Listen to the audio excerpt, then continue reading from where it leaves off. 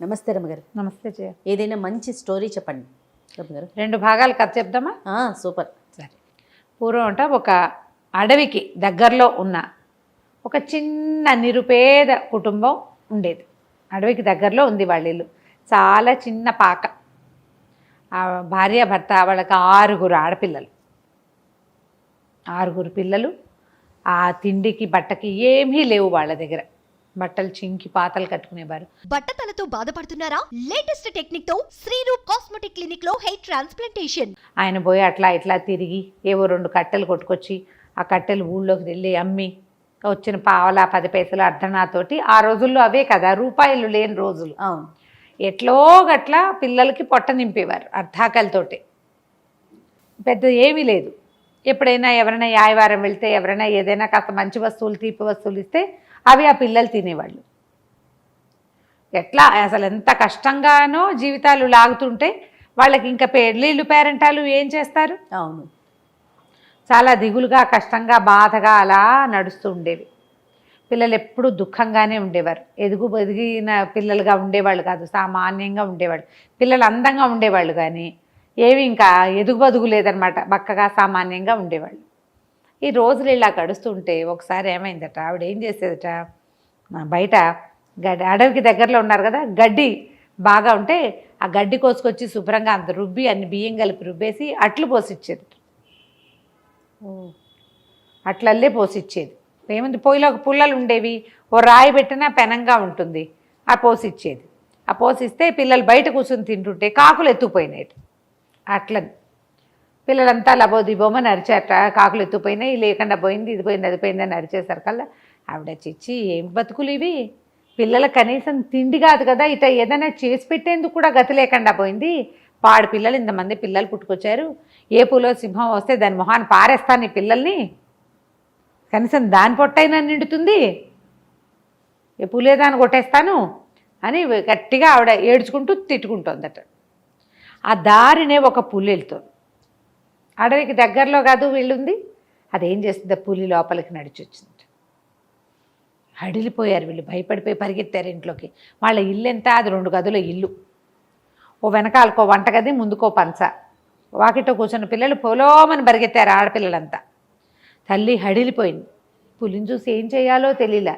పులి పీక్కు తింటాను కూడా, వీళ్ళేం కడలున్న మనుషులు కాదు. అక్కడి నుంచి పులి నువ్వేమిటో ఇస్తానన్నావే అని మనిషి గొంతుతోటి మాట్లాడింది. మాట్లాడేసరికల్లా ఆవిడేమంది, నేనేదో మాట వరుసకు అన్నాను, నేను సీరియస్గా అనలా. మాట వరుసకు అంటే, మాట వరుసకి ఏమిటి, నువ్వు మాట ఇచ్చావు, పులి వస్తే దాన్ని కొడతానండవు, నేను వచ్చా కదా, వచ్చా కాబట్టి ఇచ్చేయాల్సిందే. అందరినీ తలా ఒక దెబ్బ కొట్టమన్నావా, నాకు ఇస్తానన్న ప్రామిస్ నిలబెట్టుకుని ఓ పిల్లని నాకు ఇస్తావా? అయ్యో అనేసరికి ఇవిడ బిక్క చచ్చిపోయింది పాపం బ్రాహ్మణ ఆవిడ.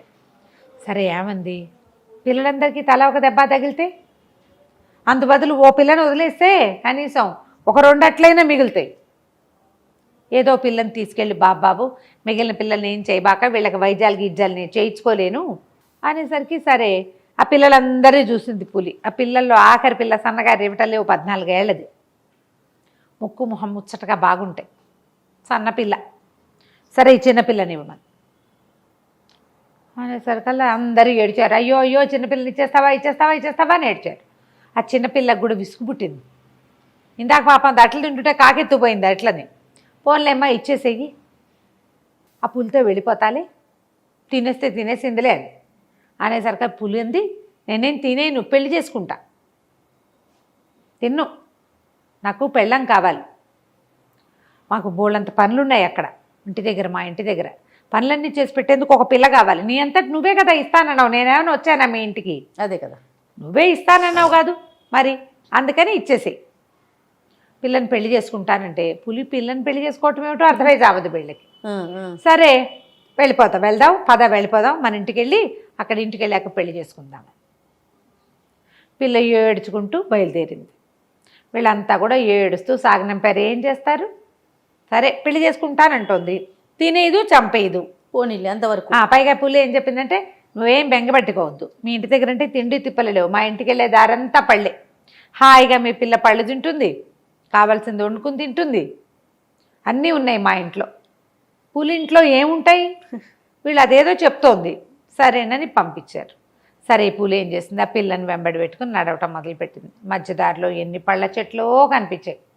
పులి చెప్పింది, ఆ చెట్టు ఎక్కి ఆ పళ్ళు కోసుకుని తిను, నీకు ఆకలిస్తుంటే. అంటే పిల్లకి ఆకలి ఎందుకేదు, పాపం అట్లు పోస్తే కాకులు తినేసినాయి. మెల్లిగా ఆ చెట్టు ఈ చెట్టు ఎక్కి 4 పళ్ళు తుంపుకుని తిన్నది. భయం పోయింది. పులి మీద ముట్టుకుంటే అదేమంటలా. దాని పక్కనే నడుచుకుంటూ వెళ్తే వెళ్ళగా వెళ్ళగా వెళ్ళగా అసలు ఎట్లాంటి అడవి అంటే, ఆ లోపలికి వెళ్తుంటే వీళ్ళకి తమ ఇంటి చుట్టుపక్కల ఉన్న అడవే తెలుసు. నాన్న పుల్లలు ఏరుకొస్తాడు ఆ మాత్రమే తెలుసు. ఇది ఇంకా డీప్ ఫారెస్ట్లోకి తీసుకెళ్ళిపోయింది. ఎట్లా ఉన్నాయంటే దానిమ్మ పళ్ళు ఇట్లా పగిలి, పళ్ళు ఓపెన్గా కోసుకుని తిన్నన్ని దానిమ్మ పళ్ళు. కొన్ని చోట్ల కెంపుల కాయలు కాసినాయి, కెంపులు అందులోంచి రాలి పడుతూ. ఇక అసలు ఎంత బాగున్నాయో, బ్రహ్మాండమైన తోటల్లే ఉంది అది. చూడ్డానికి 2 కళ్ళు చాలటాలు. అన్నీ చెట్లు, పొదలు, ఘుమఘుమలాడుతూ వాసనలు, వాటి నిండా పిట్టలు, అక్కడక్కడ ఎగురుతూ లేళ్ళు. ఈ పిల్లకి అర్థం కాదు, ఏమిటి లేళ్ళు దుప్పులు ఉన్నాయి, ఇది పులిమొహాన్ని తినేదు వాటన్నిటినీ. కుందేళ్ళు కూడా కనపడుతున్నాయి. పులి తినకుండా ఎలా ఉందో ఈ పిల్లకి అర్థం కాదు.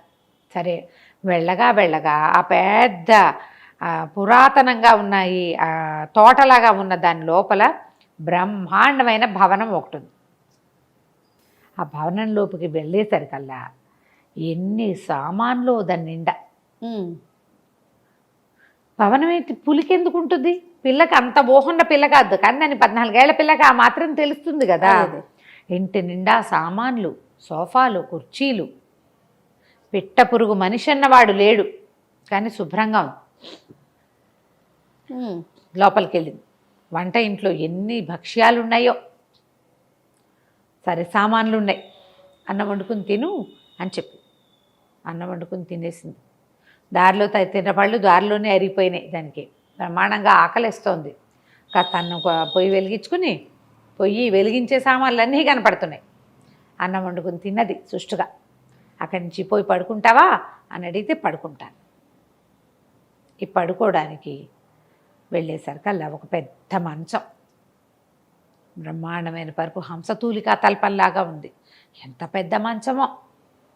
చీకటి పడింది, నిద్ర వచ్చేస్తోంది పిల్లకి. నడిచిందా రోడ్డంతా. పైగా ఆ రోజులు ఏమిటి, మనకు మళ్ళీ 12ంటికి పడుకునే వాళ్ళు ఎవరు, 7ంటికల్లా పడుకుంటారు. అన్నం వండుకుని తినేసింది కదా. సాయంకాలం రాగానే కళ్ళు కూరిపోతున్నాయి. ఆ మంచం మీద కూర్చుంది. మంచానికి కొంచెం తలవాల్చి నిద్రపోదామనుకుంటే పులి కాస్త వెళ్ళిపోయింది. అది ఎక్కడ పడుకుంటుందో చూద్దామని ఉంది దీనికి, కానీ నిద్ర రాలేదు. చూడలేకపోయింది. నిద్ర వస్తోంది, భయం వేస్తోంది, 2 రకాలుగానే ఉంది. ఇంతలో ఏమైంది, ఎవరివో కాళ్ళ చప్పుడు వినపడింది. పులికి కాళ్ళ చప్పుడు ఉండదు, అది మెత్తగా నడుస్తుంది. పంజా కదా, మెత్తగా ఉంటుంది. నేల మీద నడిచినా మనకు మళ్ళీ దబ్బు దబ్బు చప్పుడు రాదు. కదలటం బరువుగా కదులుతుంది, మూత మాత్రం ఉండదు. పిల్లి నడిచినా కూడా కదా. అయితే ఏమైంది, చెప్పుల శబ్దం, మనిషి నడుస్తున్న శబ్దం వినపడేసరికి హడిలిపోయింది పిల్ల. ఎవరో వచ్చేసారు. లేచి చూద్దును కదా, ఒక అబ్బాయి ఆ కుర్రాడు కనపడుతున్నాడు. ఎంత అందంగా ఉన్నాడు, ఒక రాజకుమారుడు లాంటి వాడు లోపలికి వచ్చాడు. అమ్మాయి నిర్ఘాంతపోయింది. ఎవరు నువ్వు అనేసరికి రాజకుమారుణ్ణి అన్నాడు. ఈ గొంతు ఇందాక విన్న గొంతే, పులి గొంతు. ఈ పిల్ల ఆశ్చర్యపోయింది. నువ్వు ఇందాక నేను వచ్చినప్పుడు లేవే, సామాన్లు కూడా ఏం లేవు నీవి, నువ్వు ఎలా వచ్చావు అని అడిగితే నేను నీతో పాటే నడిచొచ్చాను అనేసరికి ఆశ్చర్యం వేసింది. అవునా అంటే అవును, నేను నిన్ను చూడలేదే అని. ఎందుకు చూడలేదు నువ్వు, నా పక్కనే కదా నువ్వు నన్ను నడిచావు, నా మీద చెయ్యేసావు నువ్వు అంటాడు. పిల్లకి ఏమీ అర్థం కాలేదు. నేను ఎక్కడ నడిచాను, మనిషిని చూశానా నేను, అడవిలో ఒక్క పిట్ట పురుగు లేదే, లేళ్ళు కుందేళ్ళు కనపడుతున్నాయి, కానీ వీడు వాడే పులేనేమో అని అనుమానం రాలా, గెస్ చేయలా. పక్కపక్క నవ్వాడు. నవ్వితే ఆ గొంతు సేమ్ పులి గొంతులాగానే ఉంది. ఈ అమ్మాయి నిజం చెప్పు, నేను ఒక్క మనిషిని కూడా చూడలేదు, దారిలో ఈ ఇల్లంతా తిరిగాను, ఇంట్లో ఎవరు లేరు, ఇంత పెద్ద కోటలాగా ఉంది, నువ్వు ఎక్కడి నుంచి వచ్చావు, నా పులేది అని అడిగింది. అప్పుడు ఆ కుర్రాడు చెప్పాడు, నేనే నీ పులిని, పగలల్లా పులిగా ఉండి రాత్రిపూట మనిషిగా మారిపోతాను నేను. అని చెప్పి ఆ అమ్మాయి వంట చేసింది కదా, ఇద్దరికి వంట చెయ్యి అని చెప్పింది పులి. ఓహో. పిల్ల ఎక్కువే వండింది అన్నం. పోయి అక్కడ కూర్చుని అన్నం పెట్టు నాకు అని అన్నం పెట్టించుకుని తిన్నాడు. తిన్నాక ఏం చెప్పాడంటే, ఇది వరకు ఇది మా పాత కోట, నేను ఒక రాజకుమారుణ్ణి, మా అమ్మ నాన్న ఉండేవారు. అయితే మా అమ్మ నాన్న ఉండగానే మేము ఈ అడవిలోకి ఈ మా పురాతన కోటను చూడడానికి వస్తూ ఉండేవాళ్ళం. ఇక్కడ ఒక మహర్షి తపస్సు చేసుకునేవాడు. మా అమ్మ నేను కొంచెం పెద్దవాళ్ళు అయ్యాక చనిపోయింది. నా తండ్రి కూడా కొంచెం అనారోగ్యంగానే ఉన్నాడు. కానీ మేము ఒకసారి ఇక్కడికి వచ్చినప్పుడు ఒక ముని తపస్సు చేసుకుంటున్న మునిని చూసి నేను ఆయన ఎంతసేపటికి కళ్ళు తెరవలేదని బెదిరించాను బాగా. అయినా కూడా ఆయన ఏమే కదల, పిలిచినా చప్పట్లు కొట్టినా అటు ఇటు చేసినా కదలకపోయేసరికల్లా నేను పెద్ద పులిలాగా గాండ్రించాను. ఆ గాండ్రింపుకి ఆయనకి మెలకు వచ్చింది. మా తపస్సుల నుంచి బయటకు వచ్చి, మనిషివి ఇతరులు తపస్సు చేసుకుంటూ ఉంటే ఇట్లా చేస్తావా? రాజకుమారుడివి, ఋషుల తపస్సుని నువ్వు కదా కాపాడాలి. రాజన్నవాడు ఋషిని మునిని బ్రాహ్మణుని కాపాడాలి. నువ్వు ఒక తపస్సు చేసుకుంటున్న వాడిని చూసి బెదిరించి ఇంత పిచ్చి వేషాలు వేశావు. నువ్వు పులి రూపంతో నన్ను బెదిరించాలనుకున్నావు, పులి కంఠంతో పులిగా మారిపోమని శపించాడు. ఓహో. మా నాన్న పరిపరి విధాలుగా ప్రార్థించినా ఆయన కరకపోయేసరికి ఇక ఏం చేస్తాను, నేను పులైపోయాను. పులైపోయితే ఇక మా నాన్న విపరీతంగా ఏడ్చాడు, దుఃఖించాడు. నన్ను తీసుకుని వెళ్ళలేకపోయాడు వెనక్కి.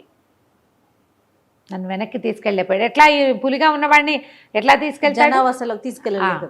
అయితే ఊరు వెళ్ళిపోయి మా రాజగురువు వాళ్ళందరితోటి కొంత మాట్లాడుకొని ఏం చేయాలి అంటే, ఈ ఋషినే మళ్ళీ ప్రార్థించమంటే మా నాన్నే కొంతకాలం ఇక్కడ నన్ను పక్కన పెట్టుకుని తపస్సు చేశాడు. చేస్తే ఆయన ఏమన్నాడంటే, సరే ఒక వెసులుబాటు ఇస్తా, పగలు పులిగా ఉంటాడు, రాత్రి మనిషిగా మారతాడు. అదైనా ఎట్లా కుదురుతుంది రాజకుమారుడికి? శాప విమోచనం ఇవ్వమని నేను ఆహారం మానేసి ఆయన్ని చాలా బతిమలాడాను. అప్పుడు ఆయన నాకు ఒక సలహా చెప్పాడు. ఒక విషయం. ఇంకా అడవిలోకి లోపలికి ఎక్కడికో వెళ్తే వింధ్యాటవిలో ఒక పెద్ద అమ్మవారి దేవాలయం ఉంది. ఆ అమ్మవారి దేవాలయంలో అమ్మవారికి కూర్చున్న విగ్రహం అది. ఆ పాదాలకి కడియాలు ఉంటాయి. ఆ కడియాల వెనకాల, కడియాల కింద, కనపడే కడియాల కింద 48 రోజులు పూజ చేసిన వాడికి ఒక సన్నటి సహజ కడియం కనపడుతుంది. ఎవడైతే 48 రోజులు క్రమం తప్పకుండా పూజ చేస్తాడో అక్కడే కూర్చొని వాడికి మాత్రమే కనిపిస్తుంది. అది అమ్మవారి సహజ కడియం, ఆమె శరీరం మీదది. అది విగ్రహం, ఆమె సొంత కడియం అక్కడ పెట్టింది. అది 48 రోజులు పూజ చేసిన వాడికే కనపడుతుంది. ఆ కడియాలు తీసుకుని నీ భార్య కాళ్ళకి గనక పెడితే నీకు ఈ శాప విమోచనం జరుగుతుంది అని చెప్పాడు. ఇప్పుడు భార్య ఎక్కడి నుంచి వస్తుంది? భార్యతో సహా వెళ్ళి పూజ చేయాలి, భార్యకి పెట్టాలి ఆ కడియాలు. నేనేమో పులిని. అందుకని తర్వాత కాలక్రమంలో మా నాన్నగారు మరణించారు. నేను ఇక మా రాజ్యాన్ని వదిలిపెట్టేశాను. ఈ పాత కోటలోనే ఉంటున్నాను. ఇక్కడికి ఎవ్వరూ రారు. రాత్రిళ్ళు నేను మనిషిగా మారంగానే కోటంతా శుభ్రం చేసుకుంటా. పగలు పులిగా తిరుగుతూ ఎక్కడైనా నన్ను పెళ్లి చేసుకునే అమ్మాయి ఉందేమని వెతుక్కుంటూ వచ్చాను. అనుకోకుండా మీ అమ్మేమో నేను నాకు ఇచ్చేస్తానని చెప్పింది. అందుకని నేను నిన్ను పెళ్లి చేసుకుందామనుకు తీసుకొచ్చాను. నేను రాజకుమారుడిగా మారిపోతా, ఈ సంపద అంతా మందేనంటే కోట నిండా సంపదే. వజ్రాలు, రత్నాలు, వైఢూర్యాలు, వెనకాల పెద్ద పెద్ద దిగుడు బావులు, చాలా పెద్ద కోట. ఆ కోట మొత్తానికి వీడొక్కడే ఉన్నాడు.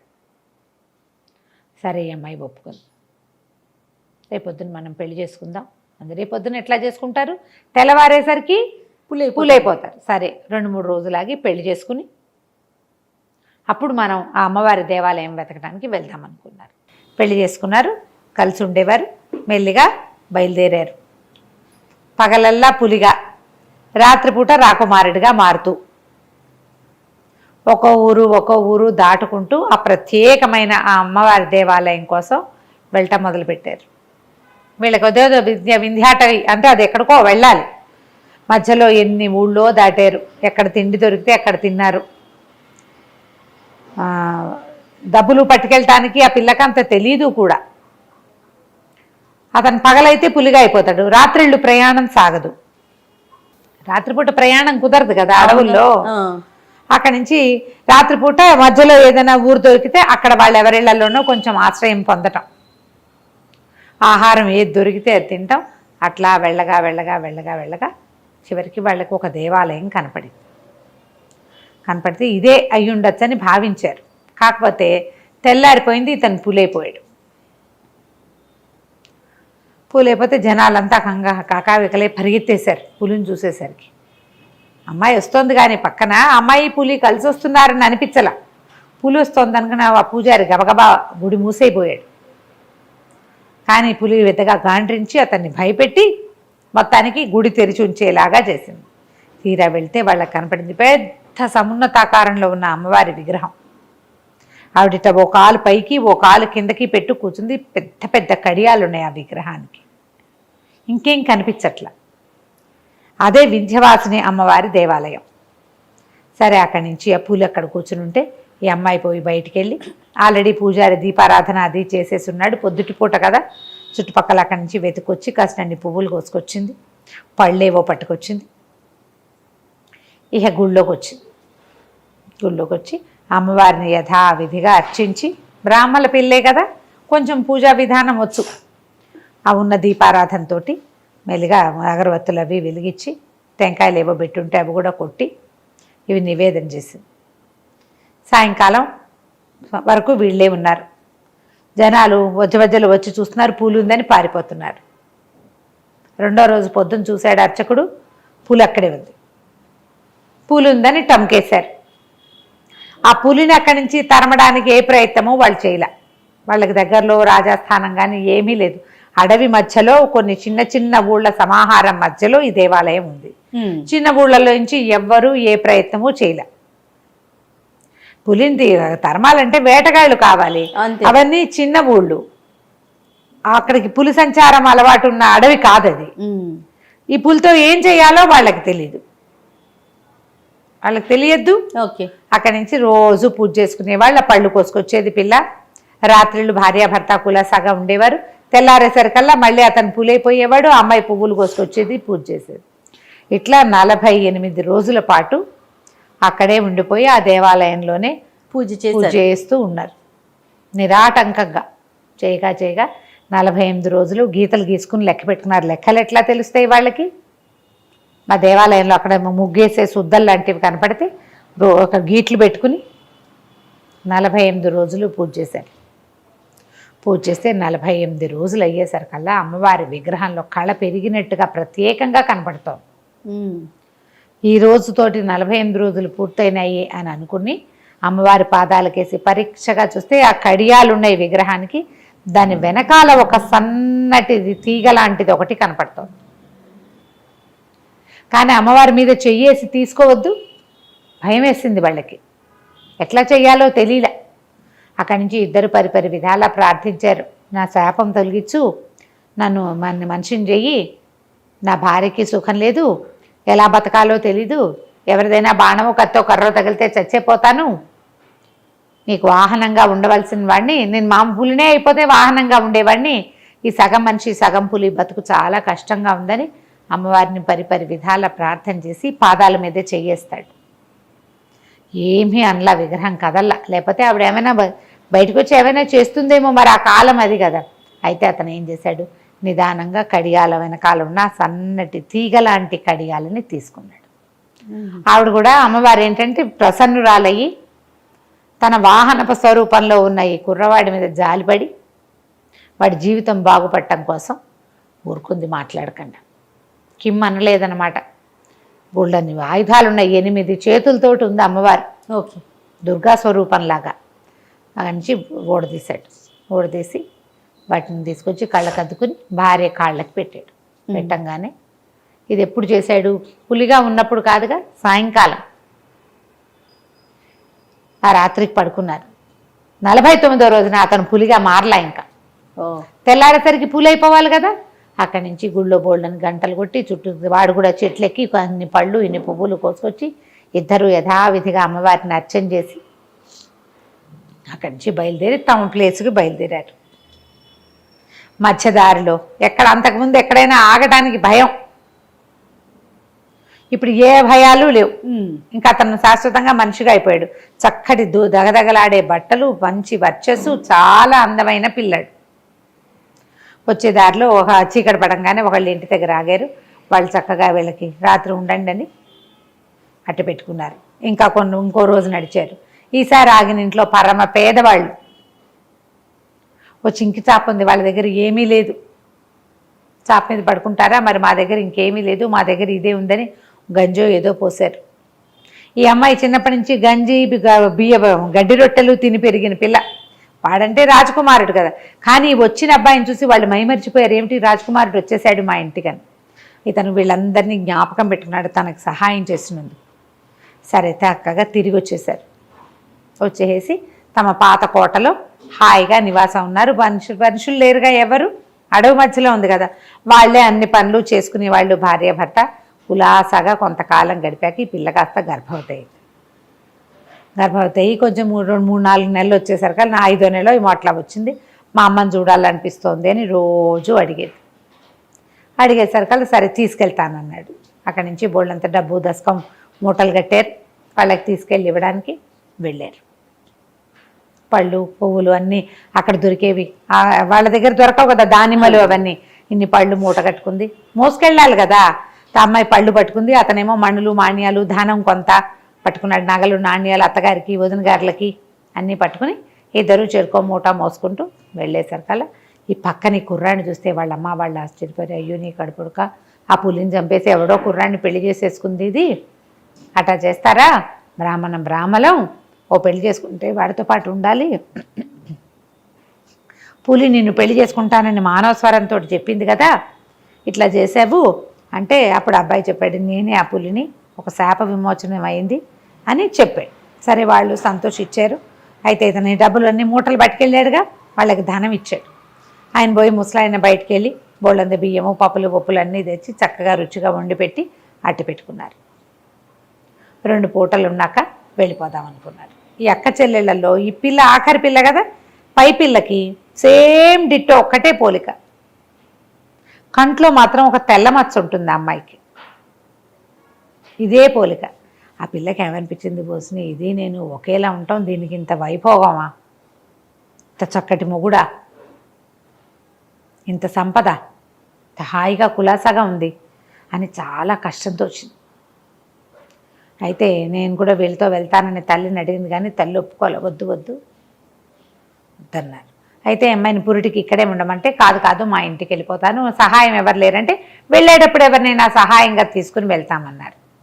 వీళ్ళు అడవికి దగ్గర ఊరు కదా, అవి వెళ్తుంటే ఎవరో వీళ్ళకు ఒక అమ్మాయి కనపడింది.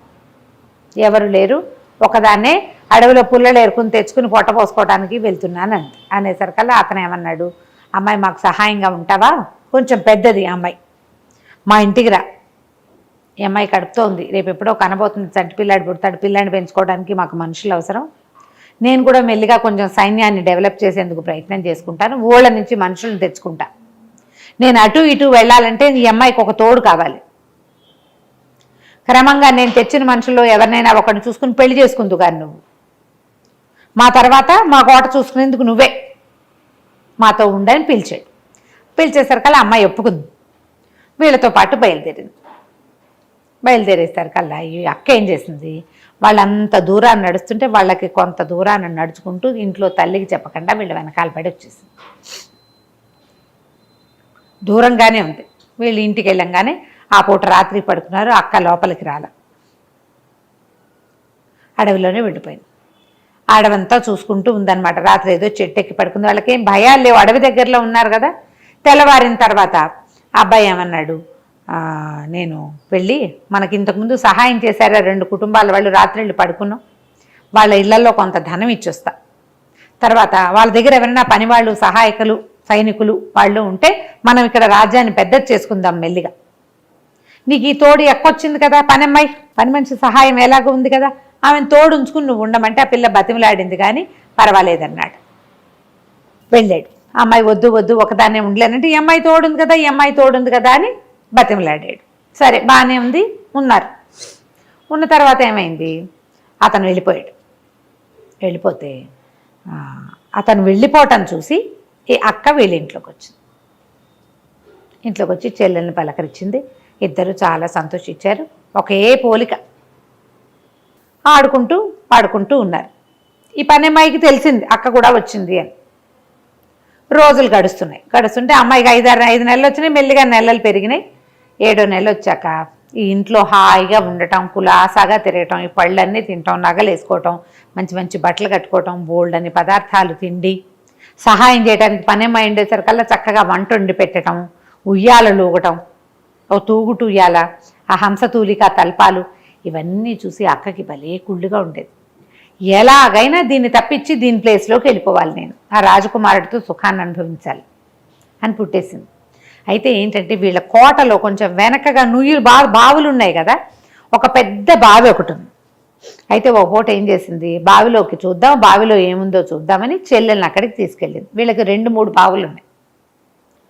ఈ పెద్ద బావిలోకి గిలకేసి వెళ్ళాలి, లోపలికి తీసుకెళ్ళాలి నీళ్ళకి. ఆ ఇద్దరు బావిలోకి చూస్తున్నారు. వీళ్ళు బావిలో ఒక తాబేలేదో కనపడుతోంది. బొక్కనేసారు లోపలికి, గిలకలోకి ఒక చిన్న బకెట్ లాంటిది వేశారు. వేసేసరికి తీయబోయారు. తీయబోతే తాబేలు రాల. చెల్లెలు భలే ఉత్సాహంగా దాని మీదే ఇంట్రెస్టింగ్గా, ఆ వయసు ఎంత పెద్దది, 16 ఏళ్ళు ఉన్నాయి, అంతకంటే లేవు కదా, అది ఇంకా ఉత్సాహంగా బావిలోకి తొంగి చూసింది. అక్క ఏం చేసింది, చటుక్కున దాని కాళ్ళు ఎత్తి తోసేసింది బావిలోకి. తోసేసి ఏం చేసింది, తనే ఒక పాత దుప్పటిని చీర కింద పెట్టుకుని కడుపుతో ఉన్న అమ్మాయిలాగా కనపడడం మొదలుపెట్టింది. ఈ పనమ్మాయి అక్కా చెల్లి ఒకేలా ఉన్నారని తెలిసింది, కానీ ఆ కోలికలో మచ్చుంది అనేది అమ్మాయి గమనించాల.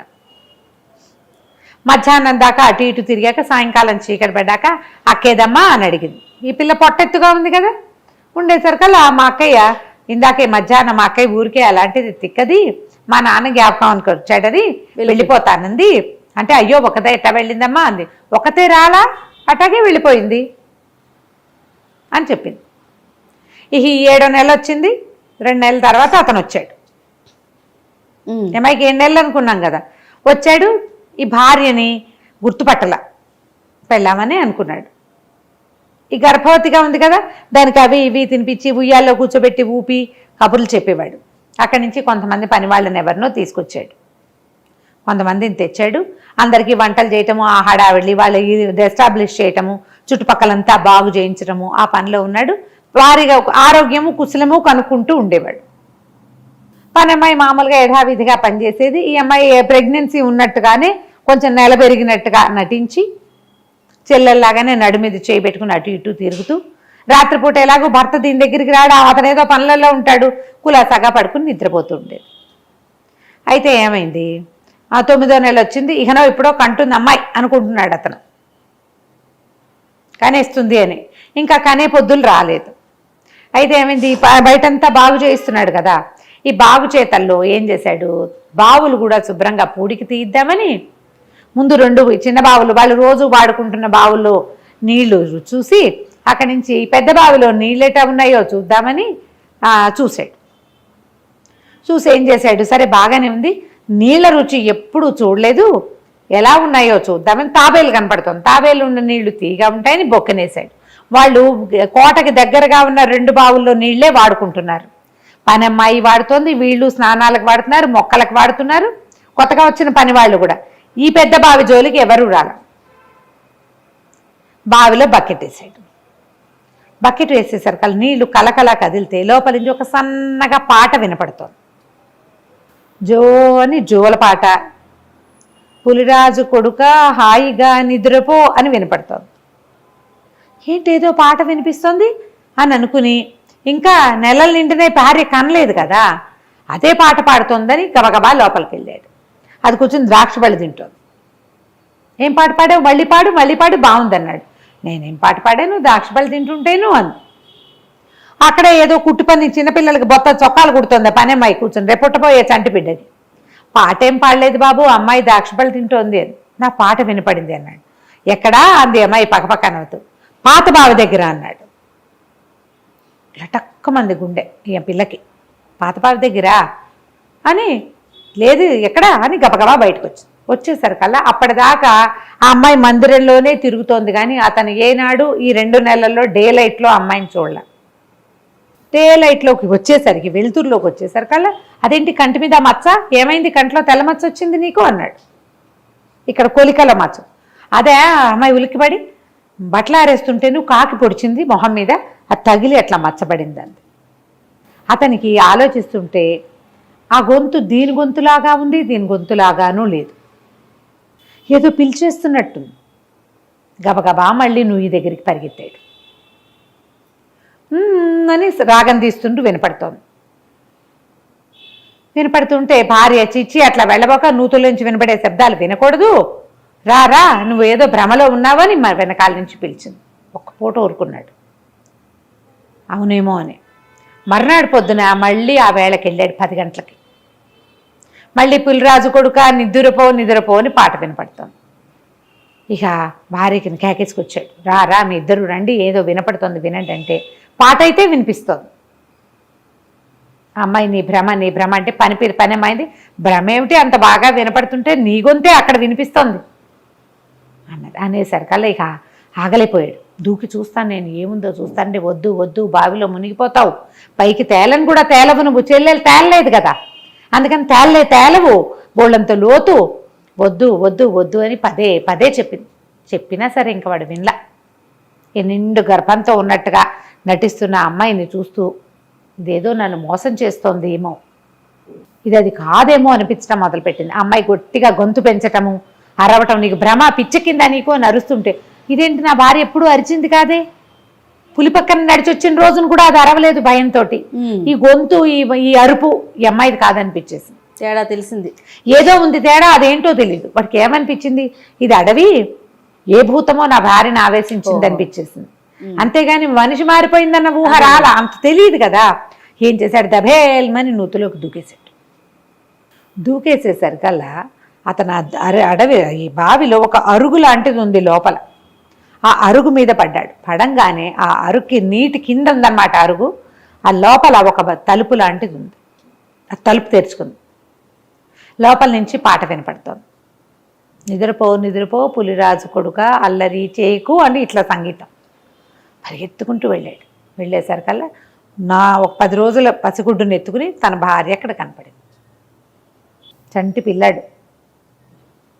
ఆశ్చర్యపడి, ఇదేంటి నువ్వు ఇక్కడున్నావు, పైన ఉన్నావు కదా, నా పక్కనే ఉన్నావు, ఇంకా నీకు కాన్పైనా కాలేదు, ఇక్కడ పిల్లాడు ఎలా వచ్చాడు, కాన్పెందుకు కాలేదు, 10 రోజుల నాడు కాన్పైపోయింది, నేను ఇక్కడ పడి 2 నెలలు పైన అయింది అని చెప్పి ఆశ్చర్యపోయాడు. అదేంటి అట్లా ఎట్లా పడ్డావు అంటే, ఆ పైన ఉన్నది మా అక్కయ్య, అది నన్ను తోసేసింది చెప్పేసింది. మామూలు బావి అయితే నేను చచ్చిపోయేదాన్ని, ఇది ఏదో విచిత్రమైన బావి, ఆ లోపల పెద్ద తోట, పెద్ద కోట. ఓహో, చిత్రమైన బావి. ఆ అరుగు మీద పడితే ఆ తలుపు తెరుచుకుంటుంది. ఇది నాగులుది ఆ కోట. ఒక నాగరాజు భార్య ఉన్నారు. నేను ఇందులో పడంగానే తలుపు తెరుచుకుంది. నేను నడుచుకుంటూ వచ్చాను ఇటు. నీళ్లు కాసేపే ఉంటాయి, తర్వాత అంత ఎక్కువ నీళ్లు ఉండవు. ఆ బయటికి కనపడతాయి పైకి, కానీ కింద నీరుండదు, సన్నటి జాలే ఉంటుంది. లోపలికి వెళ్ళాక ఇక నీళ్లు లేవు. నేను నడిచి వచ్చాను. ఇక్కడే తోటలో ఏవో పళ్ళు కోసుకొని తింటే ఒక సర్పము భార్య ఉన్నారు, ఒక నాగరాజు భార్య.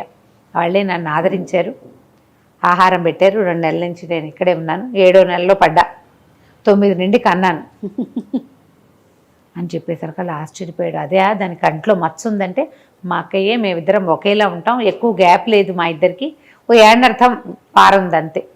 ఒకేలా ఉన్నారు. అమ్మాయి ప్రెగ్నెంట్ లాగా నటిస్తోంది.